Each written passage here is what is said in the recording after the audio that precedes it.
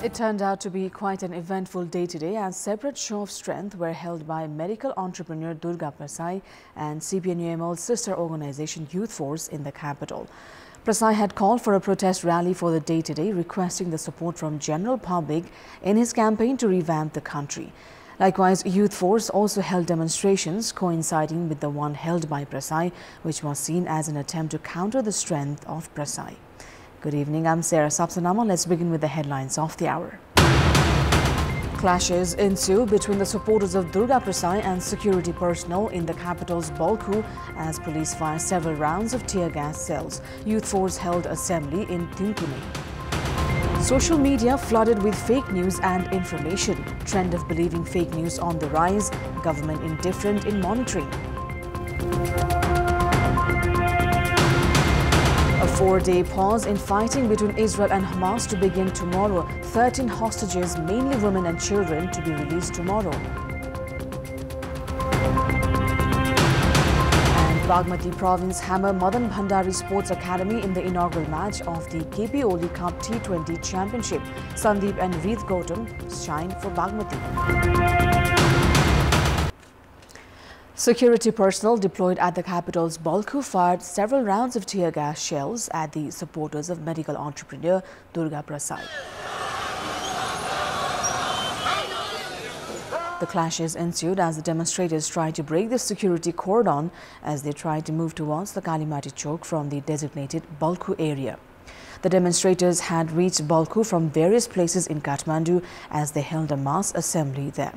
Following the conclusion of the General Assembly, the demonstrators, led by medical entrepreneur Prasai, tried to break the security cordon as they said that they wanted to move towards the administrative hub, Singha Darbar.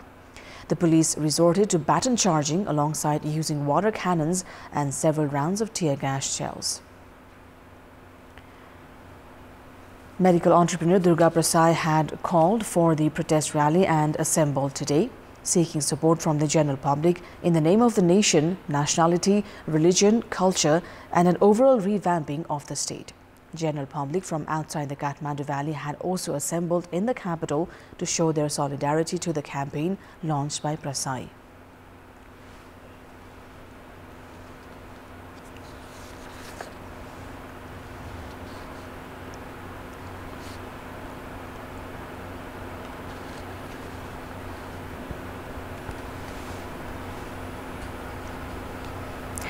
National Youth Force, the sister organization of CPNUML, has also held a mass assembly and demonstrations in the capital's Tinkune earlier today.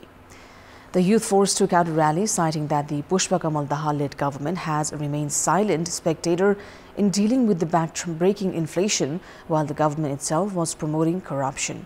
The participants in the rally flagged the government for not doing enough to push the people who were demanding an end to Republican order. The Youth Force also said that its mother party, CPNUML, was being attacked from different quarters and that the time had come to take a decisive action. The central leaders of the party were present at the assembly and the rallies. Likewise, district-level cadres of the party had participated at the rally and the assembly. The Youth Force had also taken out the rallies from different places in Kathmandu before it converged into the mass gathering at the capital's Tinkune ground. It's time now for our segment Public Pulse, where you text us with your opinion.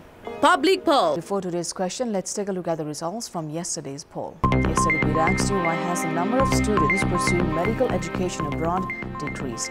54% voted for option A, mandatory examination requirement, 30% for B, increase in interest in other subjects, and 16% for C, opportunities in Nepal. And here's today's question. What could be the reason for the repeated disputes witnessed in the screening of Nepali cinemas? Your options are A, lack of adequate shows, B, not enough share in profit, and C, domination of foreign cinema. The voting is on. Type NEWS, select your option A, B or C and send it to 34001 to share your opinion with us. We'll take a short break here. More news coming up. With the popularity of the social media, the users also need to watch out for a barrage of fake information that they are exposed to every minute. A recent study shows that there are people actively involved in disseminating make-believe information. Some online news portals and social media news channels try to make most of the said confrontation between medical entrepreneur Durga Prasai and CPN-UML's youth leader Mahesh Basnet. The social media was flooded with news reports that tried to sensationalize the separate demonstrations held by the two forces earlier in the day today. The general public was made to believe these exaggerated news reports, even as the reality was quite different. In the run-up to today's demonstrations, both the sides were alleged of spreading fake information. Even as the government has already banned the video-sharing app TikTok, the flood of such misleading news have continued through other social media platforms. Amid the scenario, information technology experts have urged the general public to remain vigilant against such fake news by not blindly believing every news report that props up on the social media. In the past 4 months, Nepal Press Council has received 11 reports of fake information disseminated on personal and institutional level. The council itself has handed over a 24-hour ultimatum to some 17 media outlets questioning the validity of the information they shared. Some 221 cases were filed at the council last year, while the council had taken action against 74 of the people who had shared misleading information.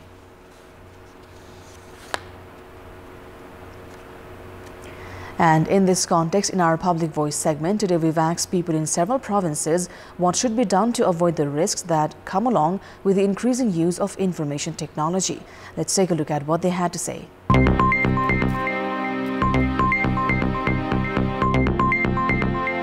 केही social साइटहरु मिडियाहरु जस्तै messenger WhatsApp इमोहरु चलाउँदाखेरिको अवस्थामा logout गरेर राख्ने प्रविधिको बारेमा पूर्ण ज्ञान भएपछि पूर्ण जानकारी भएपछि मात्रै त्यो प्रविधिको प्रयोग गर्दाखेरि पहिलो कुरा चाहिँ जोखिम न्यूनीकरण हुन्छ सरकारबाट पनि नियन्त्रण गर्नुपर्छ अनावश्यक कुराहरु शेयर पनि गर्नु हुँदैन त्यही शेयर गर्दा अनावश्यक साइटहरु खोल्दा पनि हामी सूचना प्रविधिको जोखिममा रहन्छौं राज्यले पनि यो कुराहरुलाई चाहिँ प्रविधि मैत्री भएर चाहिँ अलिकति न्यूनीकरणको तर्फ अगाडि बढ्नुपर्छ कि जस्तो लाग्छ व्यक्तिगत रूपमा सचेतना नै यसको जोखिमबाट जोगिन अपनाउनु पर्ने उपाय हो हामीलाई मेसेन्जरहरुमा पनि विभिन्न किसिमका लिंकहरु आएका हुन्छन् त्यो लिंकहरुलाई चाहिँ ओपन गर्नु भएन फेसबुक र व्हाट्सएपमा त्यो आउँछ प्राइस चाहिँ त्यो सबै फेक हो त्यो चाहिँ नपर्दिनु होला जानी घटना निम्त्याउनतिर चाहिँ लाग्नु भएन सोशल मिडिया राम्रोको लागि हो राम्रोको लागि चलाउनु पर्यो सूचना प्रविधिको सम्बन्धी हामीले मानिसहरुको सामने चाहिँ जनचेतना फैलाउन आवश्यक छ जस्तो लाग्छ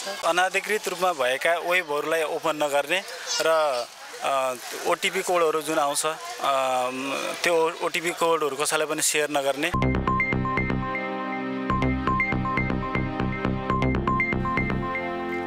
The Election Commission has proposed to hold the National Assembly election on the 25th of January next year. The proposal was submitted to Prime Minister Pushpa Kamal Dahal today by a commission team led by Chief Election Commissioner Dinesh Thapalia. Thapalia later informed that the Premier was positive on holding the election for the vacant seats at the upper house on the proposed date. The tenure of 20 members of the National Assembly is ending on the 3rd of March next year. Based on election laws, new candidates must be elected 35 days before the tenure of existing parliamentarian ends. 19 candidates will be elected through the polls, while the remaining one will be appointed by the President at the recommendation of the government. Members of Provincial Assembly and local level chiefs and deputy chiefs will vote for National Assembly parliamentarians. The weight of voters from provincial and the local levels will be 53 to 19. The country's imports and exports have both gone down even during the peak festival season, which has dented the government's plans for revenue collection. This is based on the data published by the Customs Department of the ongoing fiscal year till the Nepali month of Kartik. Imports have gone down by 3.79% and exports by 7.68%, and the overall international trade has gone down by 4.53%. During this same period last year, goods worth 532 billion rupees were imported, which this year was limited to 512 billion rupees. Likewise, exports were limited to 50 billion 560 million rupees this year till the month of Kartik, which last year was 54 billion 770 million rupees. Goods worth 105 billion rupees were imported in Kartik, as the government received a revenue of 57 billion rupees. The scale of transaction has been considered noteworthy, as they are lower than when the government had imposed a ban on the import of several goods to save on foreign currency reserve. Let's move on to international update.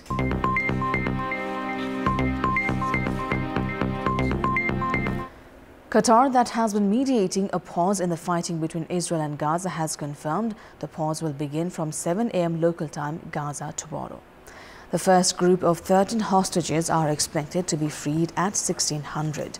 The pause in fighting was initially due to start earlier, but an Israeli government source has reportedly said that Hamas had made extra demands, resulting in the delay. In the first phase of the agreement, Hamas is due to release 50 hostages from Gaza, and Israel will free 150 Palestinian detainees. Just this evening, the Israeli Prime Minister's office said that Israel has received an initial list of names of the hostages to be released tomorrow. Officials are going through the list and contacting the families at the moment. The spokesman for the Foreign Ministry of Qatar has said all the hostages to be released tomorrow are women and children. Qatar is expecting aid to begin going into Gaza as soon as possible from the start of the truce. In other developments from the war, the director of Al-Shifa Hospital in northern Gaza has been detained by Israeli authorities for questioning.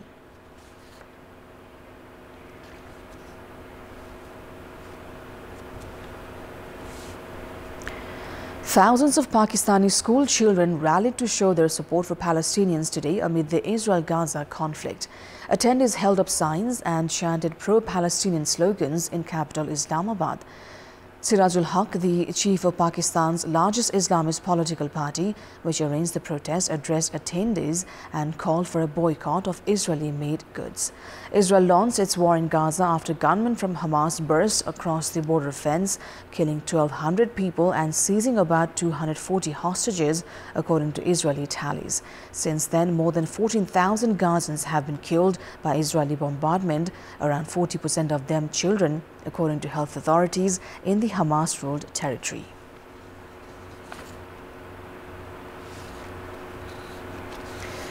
Political analysts in the Netherlands have said first place in Dutch elections for the far-right party of Geert Wilders represents an earthquake in the country's politics, but the Netherlands will not leave the EU despite his calls for a referendum.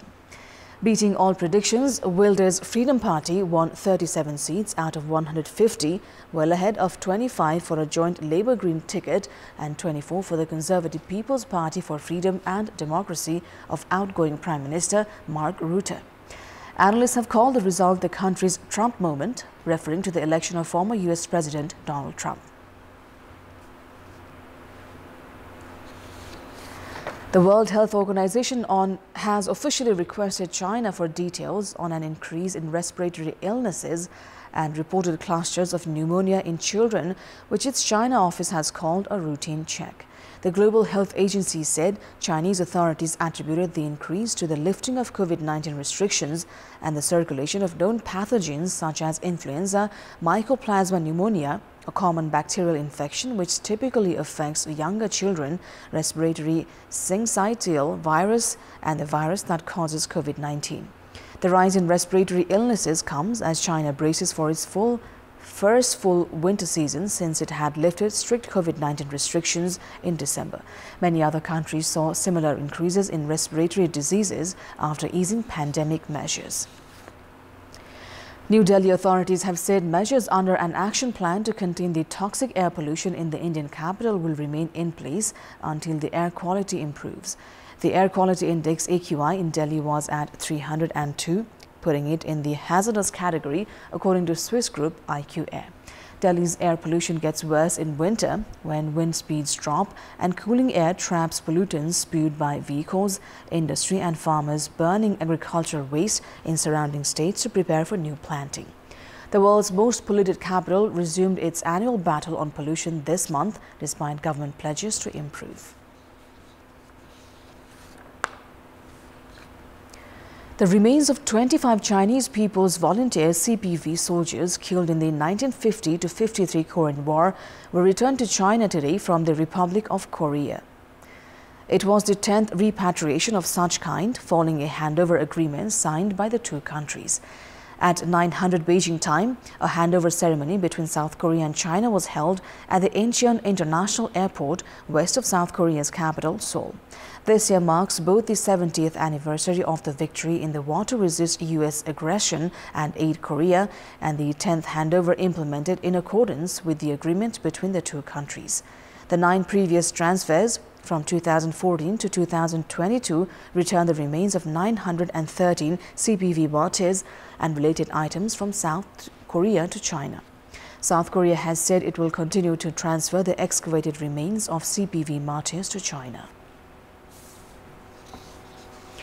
China today sent a new test satellite into space from the Xijiang Satellite Launch Center in southwest China's Sichuan province. The satellite was launched by a Long March 2D carrier rocket at 1800 Beijing time, and it later successfully entered the planned orbit. It will carry out the mission of testing satellite internet technologies. The launch was 498th flight mission of the Long March carrier rocket series.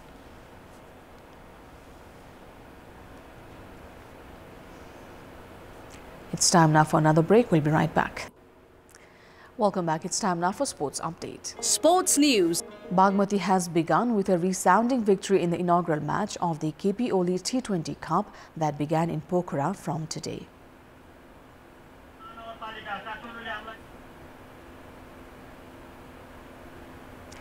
The organizers, Madan Bhandari Sports Academy, won the toss and elected to field first in the match played in Pokhara ground. Bagmati batters had a field day as they posted a challenging 184 runs for the loss of 7 wickets. Reet Gautam top scored for Bagmati with 74 runs, while opener Shubha Kansakar made 27.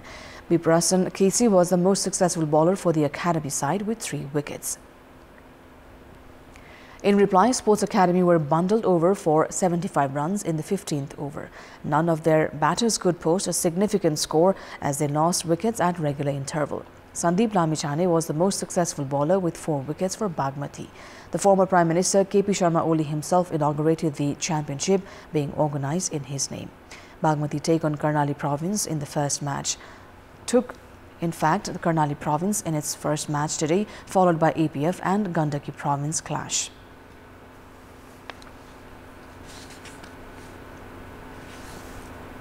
At the moment, thank you for watching. Good night.